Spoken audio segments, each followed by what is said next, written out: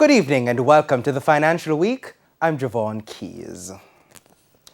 Global luxury real estate firm Sotheby's International Realty officially launched its operations in Jamaica today. The company now has a presence in 76 countries. CEO of Sotheby's operations in Jamaica, Julian Dixon, addressed today's launch. Holding real estate in Jamaica can yield 60% in revenue in any period over 5 years. Real estate on our piece of the rock continues to be more affordable than other Caribbean islands. For example, prices range from $66 per square foot, this is US dollars, to $88 per square foot for a beachfront home in Jamaica. While in other Caribbean islands, beachfront properties ranges from $130 US dollars per square foot. Meanwhile, Finance Minister Dr. Nigel Clark says the company's launch signals the prospects of more global investment opportunities. International brand that's well known, and Sotheby's, whenever they enter a country, they tend to attract new clientele, international investors who normally would not have been focused on that country.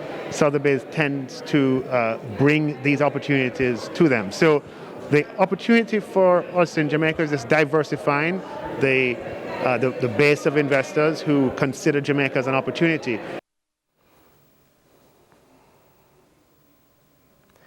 Most of the world's nations have signed up to a historic deal to ensure big companies pay a fairer share of tax. 136 countries agreed to enforce a corporate tax rate of at least 15%, as well as a fairer system of taxing profits where they are earned. It follows concern that multinational companies are rerouting their profits through low-tax jurisdictions to cut their bills. Now, Finance Minister Dr. Nigel Clark told TVJ News that Jamaica is part of the consensus. However, critics say a 15% rate is too low and firms will get around the rules.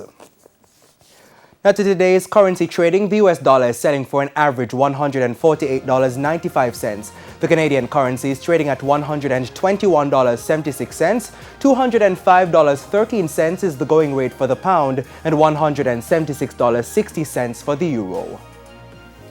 The JSE index gained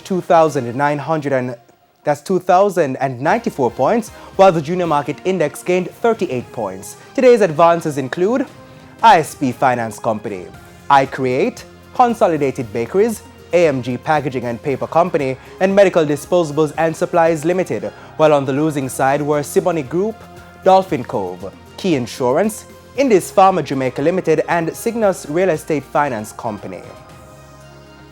And that's it for the Financial Week. I'm Javon Keys, regional and international news right after the break.